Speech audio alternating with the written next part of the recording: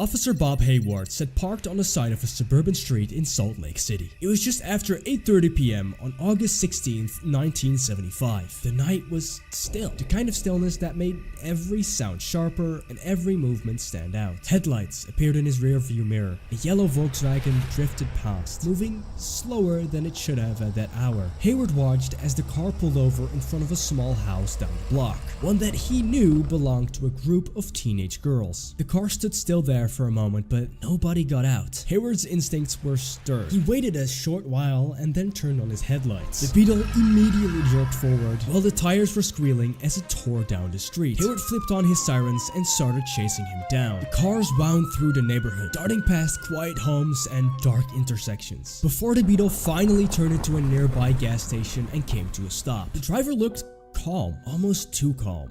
He was clean-cut and looked polite, the picture of a respectable young man. He said he was a law student, but when Hayward searched the car, the mask slowly slipped. Inside the car, beneath a pile of clothes, was a ski mask, a crowbar, handcuffs, and a section of pantyhose with eye holes cut out. What started out as a quiet night in the suburbs just exposed the first crack into a facade of America's most infamous killers.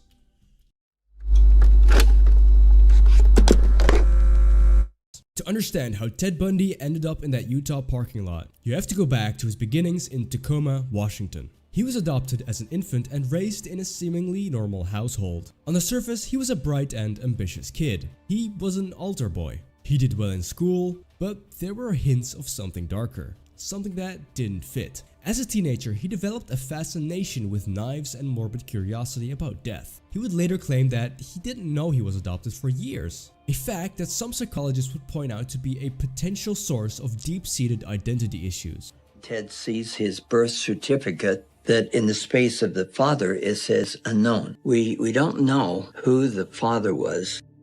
I don't think he ever got over that.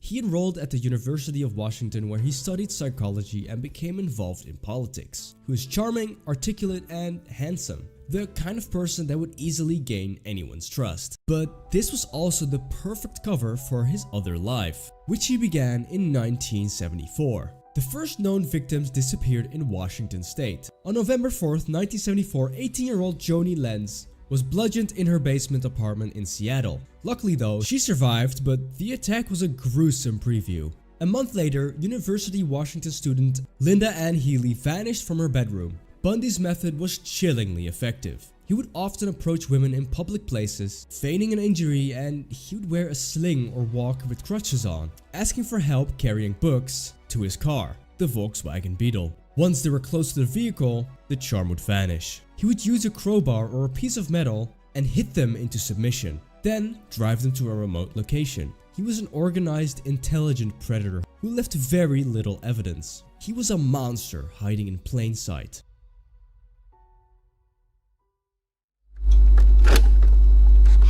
Back in Utah, the arrest on August 16th was just the beginning. Ted Bundy was booked on a minor charge related to a suspicious item in his car. He was confident, even smug. He believed that he could talk his way out of it. But this traffic stop was about to connect a series of dots that stretched across the country. The first major connection came from a young woman named Carol DeRange. On November 8th, 1974, a man identifying himself as Officer Roseland had approached her in a shopping mall in Murray, Utah. He told her someone had been spotted trying to break into her car and asked her to come to the police station to file a report. She stepped into his Volkswagen Beetle, and once inside, he tried to handcuff her. She fought back fiercely and managed to jump from the moving car and miraculously escaped. When Salt Lake County detectives heard about Bundy's arrest, they brought Carol DeRange in. She identified him without hesitation as the man who kidnapped her. This was the break they needed. Bundy was now charged with aggravated kidnapping, but the investigation was just getting started. Extradited to Aspen, Colorado, to stand trial for the murder of Karen Campbell, Bundy demands that he represents himself in court, giving him unlimited access to the library, and immediately began exploiting every advantage. His legal research required frequent trips to the courthouse and law library, a second-floor room with large open windows. The guards grew accustomed to his presence. seeing him as more of a quirky intellectual than a flight risk. He was polite, studious, and always had a stack of law books. This was all part of the performance. He knew that the library was his opportunity. The windows overlooked a low-pitched roof over the building's entrance, and from there it was a manageable drop into an alley below. He began a routine of exercising in his cell, preparing the body for the jump. The date was set on June 7th, 1977. On that day, he asked to use the library once more. He waited for the single guard assigned to him to become distracted, and then, without hesitation, he hoisted himself through the open window and dropped the final 15 feet to the ground. He landed hard, injuring his ankle, but he was free. And just like that, he disappeared into the woods. The immediate aftermath was pure chaos. The guards turned around to find the library completely empty, and the panic spread throughout the entire courthouse. How could this have happened? Bundy jumped out of this second-story window at the front of the Pitkin County Courthouse this morning. He was scheduled for a court appearance and apparently had been locked into the law library by sheriff's deputies while attorneys were arguing a motion to strike the death penalty. Witnesses say he left in a hurry, however, nobody saw him open the window, and he escaped clean in an unknown direction. Roadblocks were set up, but Bundy had a head start. For 6 whole days, he evaded a massive manhunt, living through the mountains surrounding Aspen. He was cold, hungry, and in pain from his injured ankle. He survived by breaking into cabins for food and shelter. His resourcefulness was on full display. This wasn't a man that would easily be caught. He was finally spotted by a sheriff's deputy near the outskirts of the town, limping along the road, exhausted and disheveled. The first escape was over, but it had revealed a critical truth. Ted Bundy would stop at nothing to regain his freedom, and the system was ill-equipped to detain him. His recapture was a national headline. Accused killer Theodore Bundy was captured early this morning, 2 miles from Aspen, Colorado.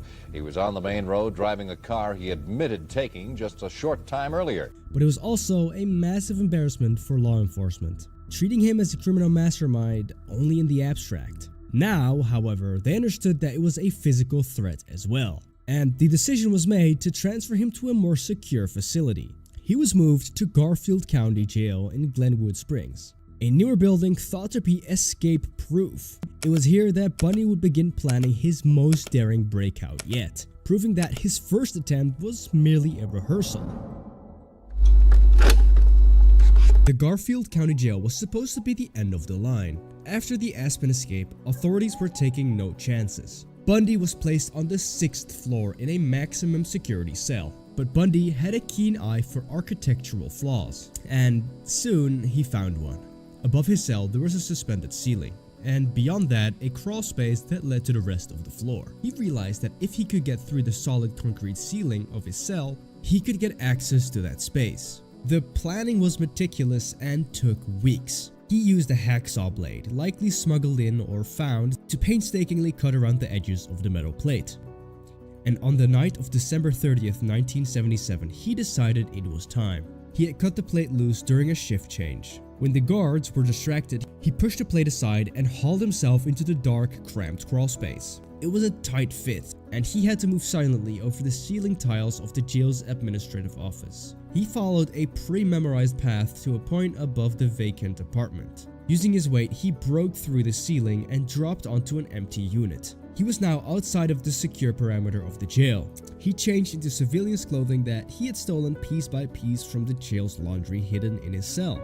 He walked calmly down the apartment building stairs and out on the street. It was a bitterly cold Colorado night, and Ted Bundy had simply walked out of a maximum security facility. His disappearance wasn't discovered until the next morning, sending a new shockwave of fear across the country.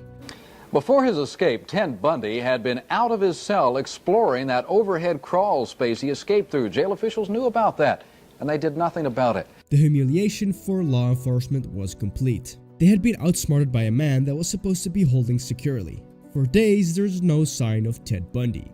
He had vanished. He eventually stole a car and began a long cross-country drive. His destination was Florida, a state far from jurisdictions that were hunting for him.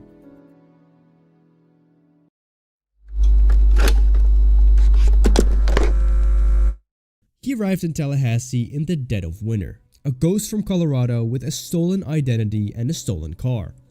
For weeks, he managed to blend in, but the facade was paper thin. The compulsion that had driven him for years was building up, a pressure that he could no longer contain.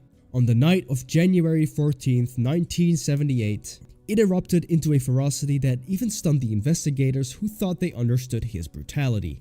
Around 3 a.m., he entered the Chi Omega sorority house. He moved through the sleeping building with a terrifying efficiency.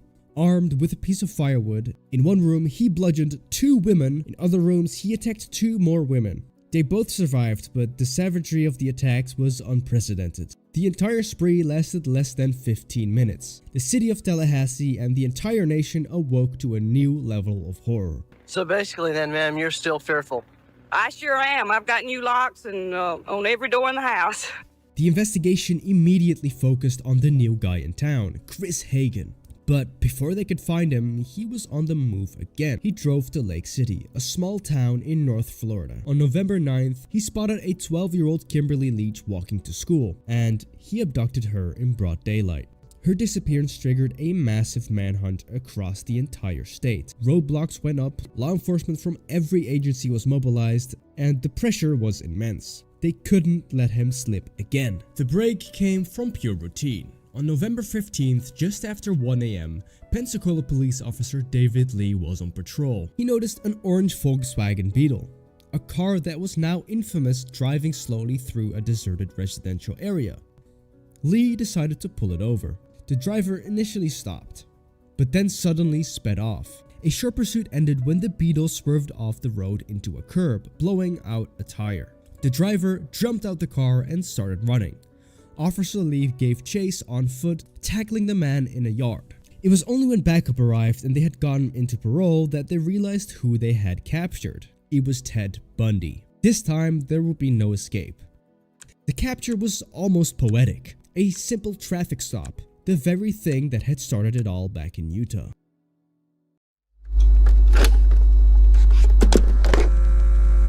His capture in Florida unleashed a media frenzy unlike any seen before for a criminal case. Ted Bundy became a national celebrity, a dark icon. He was photogenic, articulate, and he understood the power of the press. From his cell, he began manipulating the narrative, granting interviewers and journalists who were fascinated by his charm and intelligence. Well, I'm sure it works, and you've got to have faith it'll work, or else you'd be reduced to some kind of, mumbling idiot. He presented himself as a wronged intellectual, a victim of a circumstantial case and an overzealous prosecution. People say Ted Bundy didn't show any emotion. There must be something in that. I showed emotion. You know what people said? See, you really can get violent and angry. He decided once again to represent himself in court. It was a calculated risk. On one hand, it gave him a platform and a sense of control. On the other, it meant that he could be in the same room with the survivors of his attacks and the family victims. The trial for the Chi Omega murders was a spectacle. The courtroom was packed daily. Bundy, acting as his own attorney, was often his own worst enemy. He would deliver rambling and bizarre speeches. He tried to cross-examine the young woman he had attacked, a move that backfired spectacularly as they pointed out to him from the witness stand, identifying him with unwavering certainty. The forensic evidence was overwhelming. The bite mark on Lisa Levy's body was matched with Ted Bundy's indistinctively crooked teeth. It was one of the first major uses of bite mark evidence in a trial. After hours of deliberation, they found him guilty on all counts, including the 2 charges of first-degree murder on July 24, 1979. The judges sentenced him to death in the electric chair, a verdict that was a relief to a terrified public. This court, independent of, but in agreement with, the advisory sentence rendered by the jury, does hereby impose the death penalty upon the defendant Theodore Robert Bundy.